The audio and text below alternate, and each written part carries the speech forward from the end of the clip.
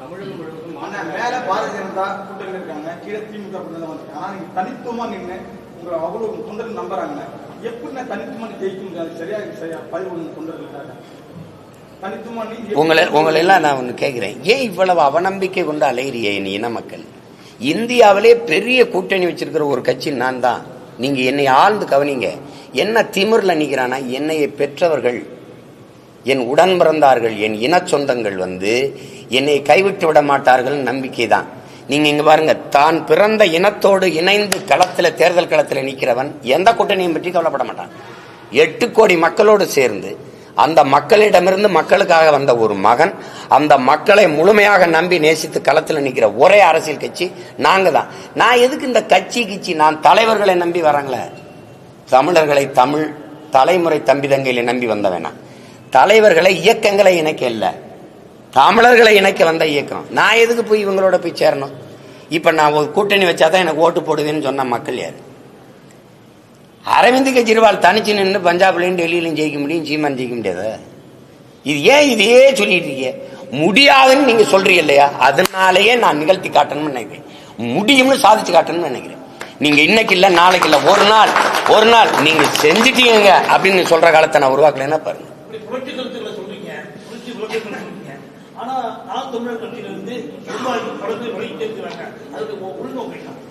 நிர்வாகிகளா இருந்தா விலை இருக்க மாட்டாங்கல்ல.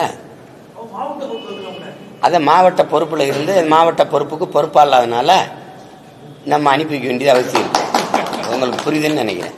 முக்கிய நிர்வாகிகள் இல்ல, முட்டுக்கட்டை நிர்வாகிகளா இருக்கும்போது வேகமா வரும்போது, வெள்ளம் பாஞ்சு வரும்போது கற்கள் என்ன பாறையா இருந்தாலும் உருட்டிட்டு தான் ஓடும்.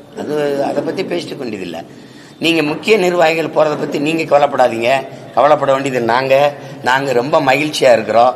அதனால அது அவசியமில்லாத ஒன்று, அது ஒண்ணும் இல்லை. இந்த கட்சியிலிருந்து இவங்க எல்லாம் விலகி போறதுனால ஏதாவது நாட்டுக்கு மக்களுக்கும் பிரச்சனை இருக்கா? என்னங்க அவங்க எல்லாம் போறாங்க, விலைவாசி ஏறிக்கிட்டு இருக்கு, அப்படி எதுவும் குற்றச்சாட்டு இருக்கா? அதனாலதான் மின் கட்டணம் ஏறுது, சொத்து வரி ஏறுதுன்னு எதுவும் இருக்கா? ஒன்னும் இல்ல. தமிழகம் முழுவதும் மாநகராட்சி நகராட்சியோட கிராமங்களை எதிர்ப்பு தெரிவித்து பல்வேறு இடங்களில் மக்கள் சாலை கொடுத்திருக்காங்க. ஆனால் தமிழக அரசு புதிய ஊராட்சிகளை உருவாக்குவதற்கு இல்ல, அது எனக்கிட்டே அந்த கோரிக்கையை மக்கள் வச்சாங்க, நீங்க பேசுங்க அப்படின்னு. அது சிற்றூர்களில் இருக்கிற வேலை வாய்ப்பு, சிற்றூர்களில் வாழுகிற மக்களுக்கு, கிராமப்புறங்களில் வாழுகிற மக்களுக்குன்னு சில உரிமைகள் இருக்கு. அது இந்த நகராட்சியில் இணைக்கும் போது அது பறிபோகுது. அதனால என் மக்கள் என்கிற அங்கேயே அதே ஊராட்சியிலே வாழ விடுங்கன்னு சொல்றாங்க. அதுல என்ன அரசுக்கு இடையூறு இருக்குது? என்ன இடையூறு இருக்குது? எல்லாத்தையும் கிராமங்களை எல்லாம் காலி பண்ணி நீங்க நகரமயமாக்கிக்கிட்டே போனீங்கன்னா, நகரத்தை விரிவாக்கிட்டு போனீங்கன்னா, நகரத்தில் வாழ்றவனுக்கு அத்தியாவசிய உணவு தேவை இருக்குல்ல. அரிசி, பருப்பு, பால், முட்டை, காய்கறி, வெண்டைக்காய், சொரக்காய், பூசணிக்காய் எல்லாம் எங்கிருந்து வரணும்? கிராமங்கள்ல இருந்து வரணும். கிராமங்கள் காலி ஆயிடுச்சுன்னா உனக்கு எங்கிருந்து வரும்? நீங்க வளர்ச்சி என்பதே நகர்ப்புற வளர்ச்சியை மட்டும்தான் கவனம் பண்றீங்க. சிற்றூர்களின் வளர்ச்சியை பத்தி உங்களுக்கு சிந்தனையே இல்லாது. உங்களுக்கு ஸ்மார்ட் சிட்டி இருக்கு, ஸ்மார்ட் வில்லேஜ் ஏதாவது இருக்கா?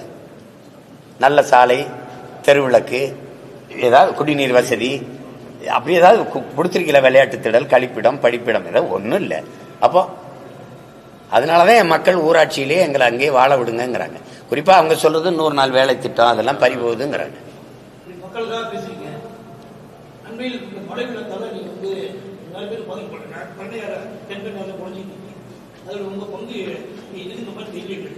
நான் தான் வரலையே ஒழிய என் கட்சி எந்த இடத்துல பங்கேற்கலன்னு சொல்லுங்க.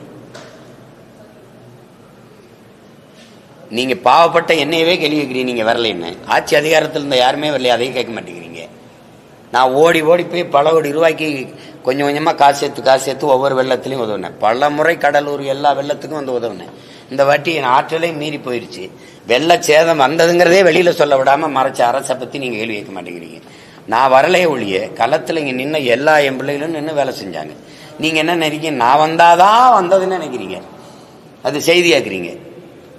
ஆனா நாங்க போய் மக்களோட மக்களா நின்று எங்களால என்னென்ன உதவி செய்ய முடியுமோ அவ்வளவு செஞ்சோம். அது இப்போ இல்லை, எப்பவும் செய்வோம். அது என்ன, எங்களுக்கு அதுல அரசியல் இல்லை, அதுல தேவையும் இல்லை. அந்த மக்களிலிருந்து வந்த பிள்ளைகள்னால மக்களுக்காக நிற்க வேண்டியது எங்க பிறவி கடமையினால நிற்போம்.